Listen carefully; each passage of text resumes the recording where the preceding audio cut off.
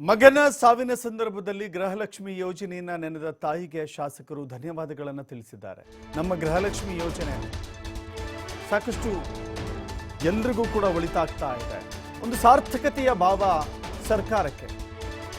ಇಂಥ ಸಂದರ್ಭದಲ್ಲೂ ನೋವಿನ ಸಂದರ್ಭದಲ್ಲೂ ಕೂಡ ನಮ್ಮ ಜೀವಕ್ಕೆ ಜೊತೆಯಾಗುವ, ನಮ್ಮ ಬದುಕಿಗೆ ಆಸರಿಯಾಗುವ ಒಂದು ಆಶಾಕಿರಣದ ರೀತಿಯಲ್ಲಿ ಒಂದು ಯೋಜನೆ ಕಾಣಿಸ್ತಾ ಇದೆ ಅಂತ ಹೇಳಿದ್ರೆ ಸರ್ಕಾರಕ್ಕೂ ಯೋಜನೆ ಜಾರಿಗೊಳಿಸಿದಂತಹ ಇಲಾಖೆಗೂ ಬಹಳ ದೊಡ್ಡ ಸಾರ್ಥಕತೆಯ ಭಾವ ತುಂಬುತ್ತೆ.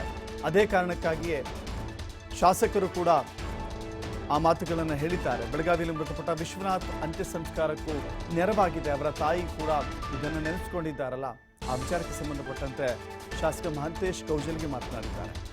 ಗೃಹಲಕ್ಷ್ಮಿ ಯೋಜನೆ ಬಡವರ ಕಣ್ಣೀರು ಒರೆಸ್ತಾ ಇದೆ.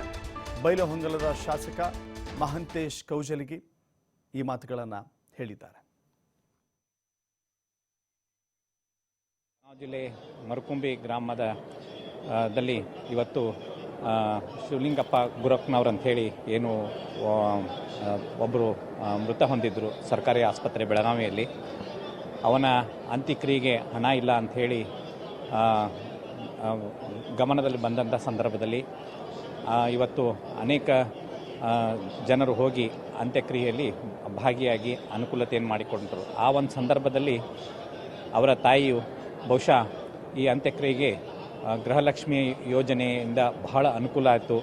ಅದರ ಜೊತೆಗೆ ಅವರ ಮಗನೂ ಸಹಿತ ಈ ಪ್ರತಿ ತಿಂಗಳು ಈ ಗೃಹಲಕ್ಷ್ಮಿ ಯೋಜನೆ ಹಣ ಏನು ಸಿಗ್ತಾ ಇದೆಯಲ್ಲ, ಇದರಿಂದ ನಮ್ಮ ಮನೆತನಕ್ಕೆ, ನಮ್ಮ ಮನೆತನದ ಜೀವನವನ್ನು ಸಾಗಿಸಲು ಬಹಳ ಅನುಕೂಲತೆ ಆಗ್ತಾಯಿದ್ದು ಅಂತ ಹೇಳಿದ್ದನ್ನು ಹೇಳಿ ಅವಳು ಸಹಿತ ನೆನೆಸ್ಕೊಳ್ಳೋದನ್ನು ನಾವೆಲ್ಲ ಗಮನದಲ್ಲಿಟ್ಟುಕೊಂಡ್ರೆ ಇವತ್ತು ಅನೇಕ ಬಡ ಜನರಿಗೆ ಬಾಳಿಗೆ ಈ ಗೃಹಲಕ್ಷ್ಮಿ ಯೋಜನೆ ಇವತ್ತು ಬೆಳಕಾಗಿ ಬಂದಿದೆ ಅಂತ ಹೇಳಿದರೆ ತಪ್ಪಾಗಲಿಲ್ಲ.